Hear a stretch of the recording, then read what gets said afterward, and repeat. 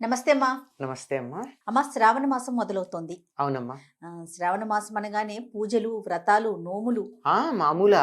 మహిళలందరికీ కూడా ఎంత హడావుడి ఉంటుందో. అవును. ముందుగానే మనం ఇల్లు శుభ్రం చేసుకోవటం, ఉమ్, దేవుడు మందిరాన్ని శుభ్రం చేసుకోవటం, ఉమ్, పటాలు తుడుచుకోవటం, ఉమ్. హడావుడి మొదలైపోతుంది. అవునమ్మా. షాపింగ్లని, ఆ, వరలక్ష్మి వ్రతం అని. అసలు ఎప్పటి నుంచి మొదలవుతుంది? ఎప్పటి వరకు ఉందమ్మా శ్రావణ మాసం? శ్రావణ మాసం ఆగస్టు 5వ తారీఖుతో మొదలమ్మా, మ్మ్. శ్రావణ శుద్ధ పాడ్యమి.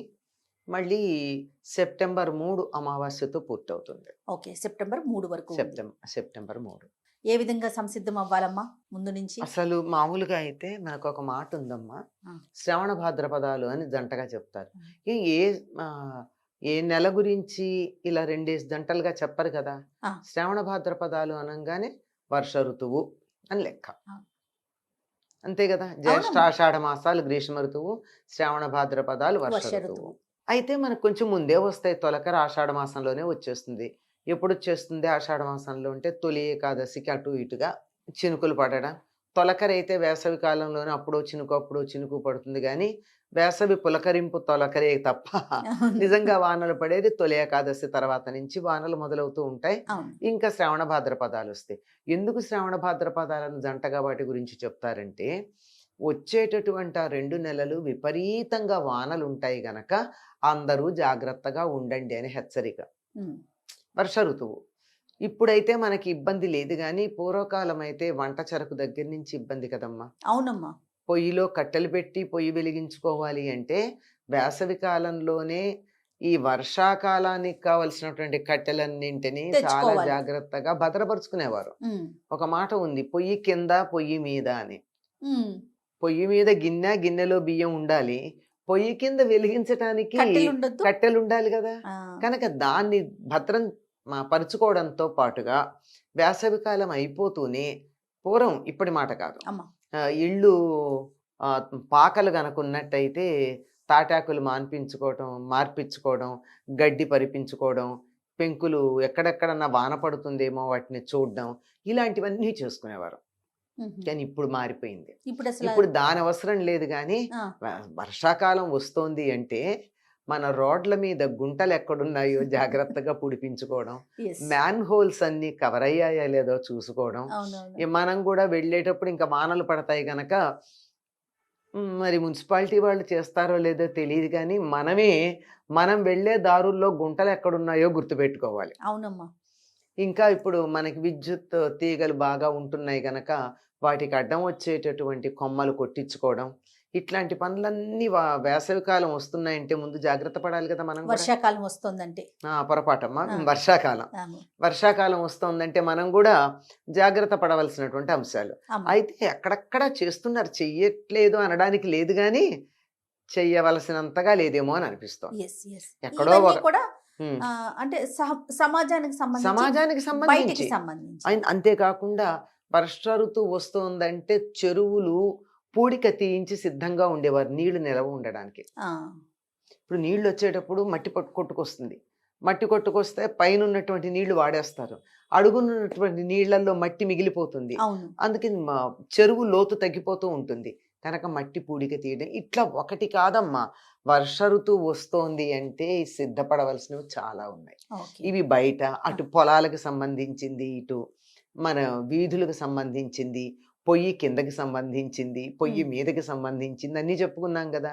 ఇంకా అసలైంది ఏమిటి అంటే, ఇక్కడి నుంచి చాతుర్మాస్యం మొదలైపోయింది గనక యతులు వాళ్ళు పాటించే పద్ధతి వేరు, గృహస్థులు పాటించే పద్ధతి వేరు. గృహస్థులు ఇక నుంచి పూజాధికాలు ఎక్కువ చేసుకోవడానికి మొదలు పెడతారు. ఉహు. శ్రవణం అంటేనే వినికిడి అని అర్థం, వినడం. ఉమ్. ఉమ్. ఆ వినడం దేనికి? పూర్వం వినడం అంటే ఒక్క వేదంకే వినడాలు అని ఉండే. ఇప్పట్లాగా పుస్తకాలు లేవు కదా అప్పుడు. ఉహు. అంతా చదువంతా గురువులు నోటితో చెప్పడం, శిష్యులు చెవులతో విన్నేర్చుకోవడమే. ఆహా. ఆ, అందుకంతా మస్తకంలోనే ఉండేది. ఆ. తర్వాత హస్తంలోకి వచ్చింది. మరి పుస్తకంలోకి, ఆ, హస్తంలోకి, ఇప్పుడు వచ్చేసి బొటన్ వేల్లోకి వచ్చింది. కరెక్ట్ అమ్మా. అంతే కదా. ఆ. అలా ఉండేటటువంటి దానికి ఇంకెలాగో బయట తిరిగేది ఉండదు, తీర్థయాత్రలు ఉండవు, ప్రయాణాలు ఉండవు, ఉమ్. ఇంట్లోనే. ఇంట్లోనే ఎక్కువ ఉంటారు గనక ఆధ్యాత్మికమైనటువంటి సాధన చేసుకోవడానికి చాలా అనువైన కాలం. ఉహు. ఎక్కువ ఎండ ఉండదు గనక అలసట ఉండదు. ఉమ్, ప్రశాంతంగా ఉంటుంది. అవును. చల్లగా, హాయిగా, సుఖంగా ఉంటుంది. కనుక కూర్చున్న చోట కూర్చొని చక్కగా వేదం చదువుకునే పిల్లలు వేదం చదువుకుంటారు. ఉమ్, లేదంటే పురాణాలవి చదువుతూ ఉంటారు. వినికిడికి ప్రాధాన్యం ఇచ్చి, శ్రవణానికి ప్రాధాన్యం ఇచ్చి, సద్గ్రంథాలు వినడం అనే దాన్ని మొదలుపెట్టాలి. ఇది మొదలుపెట్టడంతో పాటు దానికి కావాల్సినటువంటి సంసిద్ధత ఏర్పాటు చేసుకోవడానికి నిత్యం పూజలు అవి చెయ్యి. అత్యధికంగా చేయడం మొదలవుతుంది. ఉమ్, కనుక శ్రావణ మాసం వస్తోందంటే ఇంత ఆలోచించరు గానీ, ఎవ్వరైనా ఏమంటారండి శ్రావణ మాసం వస్తోందంటే, అయ్యో! ఇల్లు బూజులు తీసుకోవాలండి. దేవుడి గది శుభ్రం చేసుకోవాలి. దేవుళ్ళని శుభ్రం ఆ, చేయాలి. అంటే ఈ వానల్లో బూజులు తీసి కడిగితే కూడా ఇల్లు ఆరచ్చు, ఆరకపోవచ్చు. అవును. పూర్వం అయితే అలుక్కునేవారు. ఈ రోజుల్లో అది లేకపోయినా ఆరాలి కదా! ఇల్లు కడుక్కుంటే. అవును. అలా చక్కగా ఆరిదంతా శుభ్రంగా ఉండి ఏ బూజులవి ఇక పురుగులవి చిన్న చిన్న దోమలు మొదలైనవన్నీ వస్తాయి గనక సాలీళ్ళు బలుస్తాయి. ఉమ్, దాంతో బూజులొస్తాయి.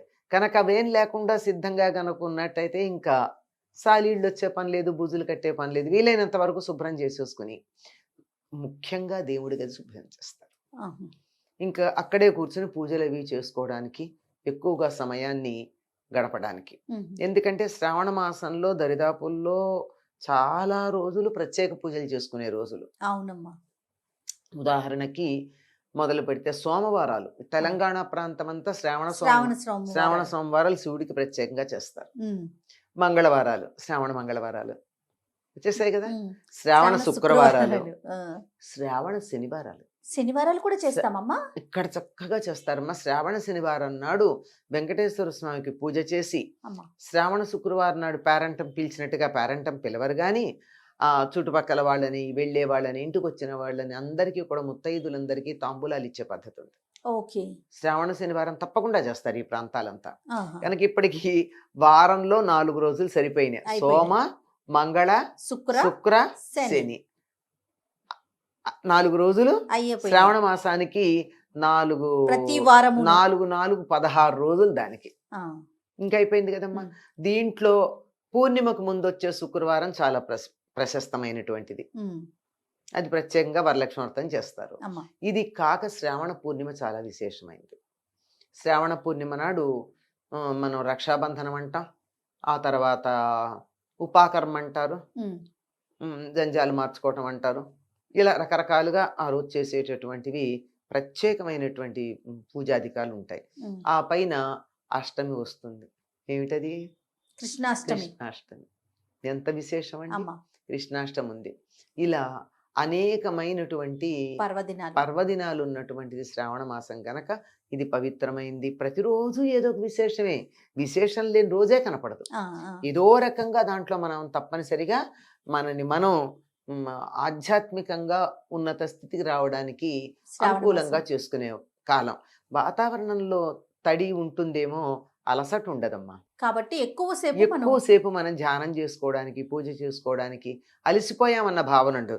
కాకపోతే చలిచలిగా ఉంటుంది కనుక వెచ్చగా కూర్చొని నిద్రపోదామన్న భావన కలిగితే కలగాలేమో గాని వాతావరణం చాలా బాగుంటుంది. ముఖ్యంగా అమ్మవారినే కొలుస్తాం కదమ్మా, లక్ష్మీదేవిని. ఇప్పుడు మంగళవారం నాడు గౌరీదేవి తల్లినే. ముందు సోమవారం నాడు శివుడు, తర్వాత మంగళవారం గౌరీదేవి. అమ్మ వాళ్ళిద్దరిని పిలిస్తే శివుడి అక్క సోదరు ఉంది కదా శుక్రవారం లక్ష్మీదేవి. లక్ష్మీదేవిని పిలిస్తే ఆవిడ తన ఒంటరిగా వస్తుందా? మర్నాడు శనివారం నాడు వెంకటేశ్వర స్వామి. కుటుంబం అందరినీ పూజిస్తాం. మంది కుటుంబ సంస్కృతం ఎప్పుడు చెప్తాను నేను, వీలైనన్ని సందర్భాల్లో చెప్తాం. మంది కుటుంబ సంస్కృతి. భగవంతుని ఆదర్శంగా తీసుకుంటాం మనం. అక్కడి నుంచే మనకు ఆదర్శంగా ఉండడానికి, లేకపోతే వాళ్ళ కుటుంబాలు ఎందుకు? మేమే ఇలా ఉన్నాం, మీరు ఉండండర్రా అని చెప్తున్నారు అన్నమాట. అంచేత అందరూ కుటుంబాలను అందరినీ వీళ్ళందరినీ ఆరాధించడానికి కావలసినటువంటి చదువుకు సంబంధించింది కూడా వేదాధ్యయనం. అర్హత ఉన్నవాళ్ళు, అధికారం ఉన్నవాళ్ళు, ఇష్టం ఉన్నవాళ్ళు వేదాధ్యయనం చేస్తారు. లేదంటే మామూలుగా ఏదో ఒక పారాయణలు, స్తోత్రాలు.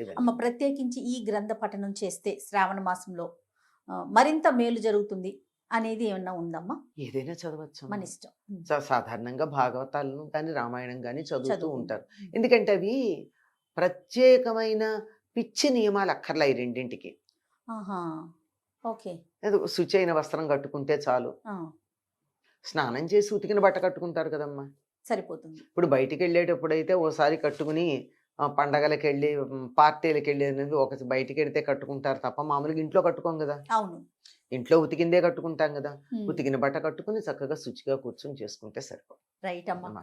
మరి ఇంకా శ్రావణ మాసంలో ఉన్న మిగతా ఆ, పర్వదినాలకి సంబంధించి ప్రత్యేకించి రోజులకి సంబంధించి మనం విడివిడిగా మాట్లాడుకుందాం. అలాగేనమ్మా. నమస్తే. నమస్తే అమ్మా.